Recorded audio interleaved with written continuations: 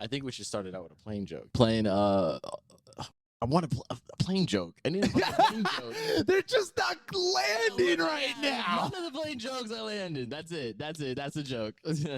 Bam, bam, bam, bam, bam.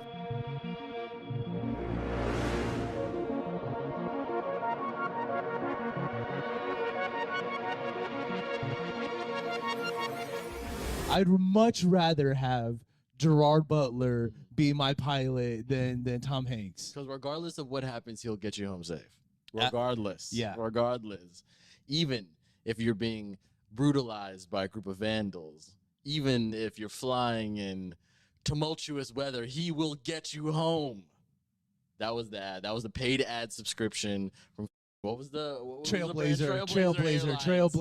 Yeah. The paid ad. yeah. Thank you for flying, Trailblazer. We might get you home. There's a possible slight chance of hostage. We care. We kind of, but you know, we gotta save on the miles. So we gotta save on the gas. Yeah. I think that was probably the biggest conclusion, that this was a big commercial. You know, man, I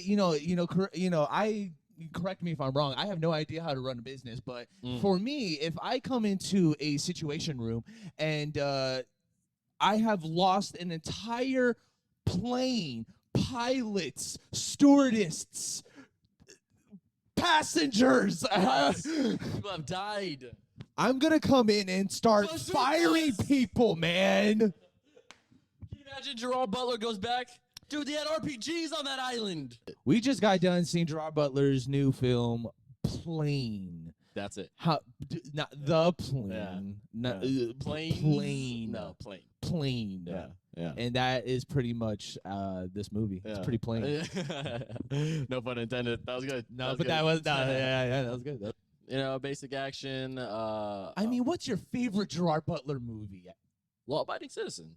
Law-abiding citizen. I have it on Blu-ray. Yeah, of course. Dude, Jamie Foxx. I saw that in theaters. Of course, dude, of course. Dude, that is okay. I think that well, let's just talk about law-abiding citizen. Yeah. Our advice 300's is too obvious of a choice. I didn't want to say that either, even though that's definitely a good second. I think he did a movie called The Ugly Truth. It was like a rom-com one. I'll throw that out there. Was that movie where he's like on a road abroad? He's like on a road. Oh, you're talking about Bounty Hunter with Jennifer Aniston. Yeah. Yep. I know that was another one. He's done those movies. Gerard Butler is a great, phenomenal actor. The last movie I saw that he did was called Greenland, about the end of the world and him trying to reunite with his wife and find shelter. And it's exactly kind of the same way that this movie is set up to be one of those low budget tier where you're not showing too much, you're not relying heavily on big visual effects. You know, you're working in a secluded, secure location, and you're able to get a lot done, you know, all around one main primary actor. And this is I didn't even know this term ever existed, a white knuckle movie, which I think just means what? I don't know. I wish we can get a description. I would love to see the definition of it, but it sounds like it fits the bill, to be honest. And even in that regard, the plot is it's basic, but it's still focused. I felt, you know, we didn't get too distracted with the hostages. We didn't get too distracted with the convict. You know, we didn't get too distracted with his family. Yeah. It was still focused. The movie actually gets right into it. It's an hour and 40. You got to consider credits. That's at least 10 minutes of that. So you're watching an hour and a half. Yeah. Kind of feels long. Really? There is a lot happening. I don't know. There is a lot happening. It's happening in current time. Yeah. It is. Yeah. It is all happening in current time. It is an ongoing situation. But there are a lot of moving pieces. Him leaving the group, him coming back to the group. The pirates or the Somalian pirates or the Filipinos, Al Qaeda. Who are they? Who's the terrorists in this? Pretty much. I don't know, but they were in the Philippines, so I'm sure that has something to do with it. Didn't hate it. I thought a lot of the action was good at times. There was some very interesting handheld stuff. The entire movie is pretty much handheld, which stays in tune with like the low budget aspect of it, man. They're not. It allows them to not linger and show too much of it. The blood, the gunshots, everything. good. It's pretty good action. There's Yeah, that was good. I think like the first fight scene, man, was like essentially one take. Yeah. And it was really good. Like the Dutch angle, my reaction, I started getting really, really excited watching this movie. The more and more we got into it, the dumber and dumber it may got or cliche at moments, it kind of made up for in its performance in what it was like delivering. The stakes were high, man. The stakes were really high when they were offing people. Yeah. And I was actually expecting to, because they were even setting up his character to be like, oh, he's like fighting and like he can defend himself like that. You know what I mean? Yeah. The first fight he was in was like, there was no, maybe that's because it was one take or something, but there was no like karate chops. There was no punches. You know what I'm saying? It was just rolling on the ground and like it was very rough. Choking the guy. Yeah, him really just trying to survive and not get stabbed by big dude. Which was kind of interesting in comparison to a little bit more of the action stunts and stuff like that. You know what he's done with the Has Fallen movies and stuff like that. Yes. Which I still do like the action in those. Yeah. You know, regardless of those are guilty pleasures. I would love to. I can't wait to see what the embargo is, though.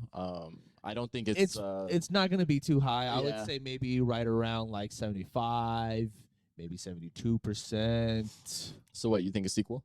Planes? Plane 2. 2 plane. Yeah. Is this like title not copywritten? Yeah, I know. How do they have the rights to just slap that on a movie? Probably bought it. Probably just bought it regardless, whoever owned it. But even then, what were the options? Before they landed on plane, well, what were the options? Because this is the question. What were the options before they landed on the plane? Yes. But my question is this: like, it actually, looking at it as a survival movie, it's kind of dope. It is kind of dope. Give me Predator vibes.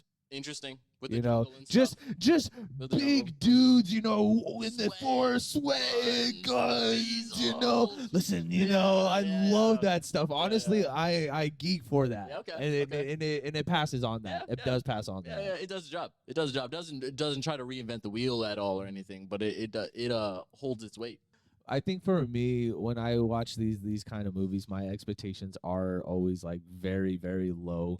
But and you know, just right off the bat when it started, you know, with him on the phone, running around in the airport trying to catch his flight, and the handheld it took me a second to get used to because it was really, really shaky at times. Sometimes it's like shaking and then it zooms into a completely blurry image, and so you have no idea what even you're like zooming into. And then the color grade was really flat. There was times where like things were just like super out of focus and fuzzy, and so I was really concerned about the quality aspect of this. In the first like 5 minutes, them getting on the plane, it was really dark considering that. So, but the more it kind of got into it, man, dude, like when they're on ground, it is bright the entire time. You don't see the sun go down or at all. It is completely 1 o'clock in the afternoon the entire day, which a lot is happening to these guys. I imagine that they're going to go home traumatized, okay? Yeah. They'll sleep on the plane. There's a lot of, honestly, I think for me, the good kind of outweighs the bad on this when the extraction team comes in and saves them. There was times in this movie where I was like worried that the passengers or the crew were just going to be bodies to die, but it really felt like we were invested in these people. I really cared about them anytime anyone got shot or anybody was in like serious danger. You never forget about them. They're not just like some random group over here because it is a small flight, and so you're able to be intimate with the crew like that. It's not like Lost. You know, no, it's not like Lost. We had some wild theories before this. We thought it could have been all just a dream. The plane could have talked. There's no crazy twist like that. It really is what it is. The synopsis really is cut and dry and straight to it. I'm gonna give it like a 7 out of 10. How about you? 6. I'll give it 6. Oof. I'll say 6 because my other discrepancy was the plain CGI.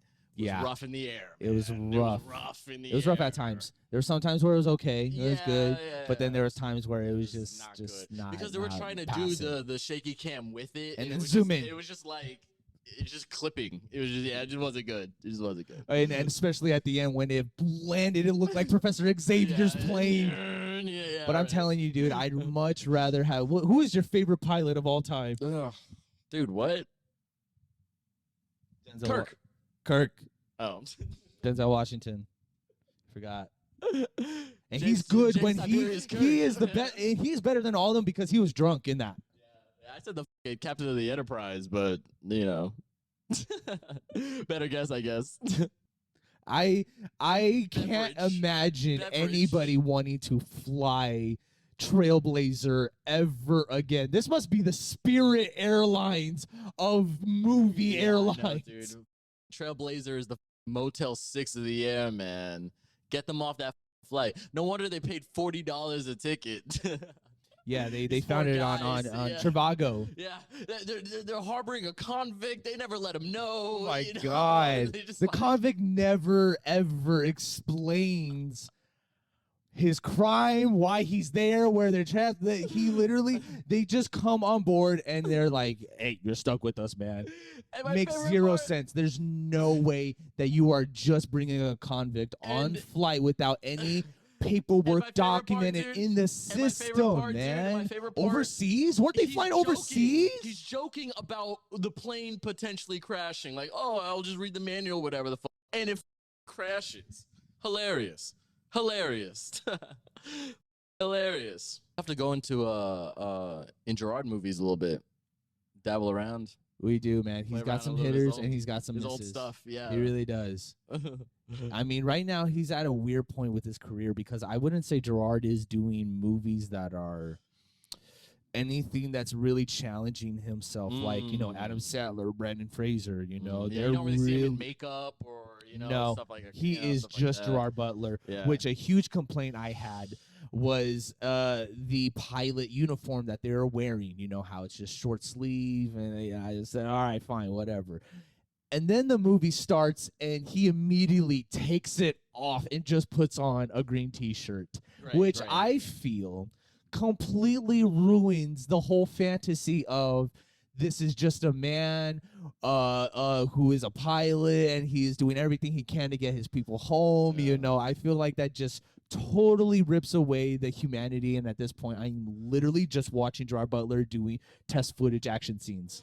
Yeah.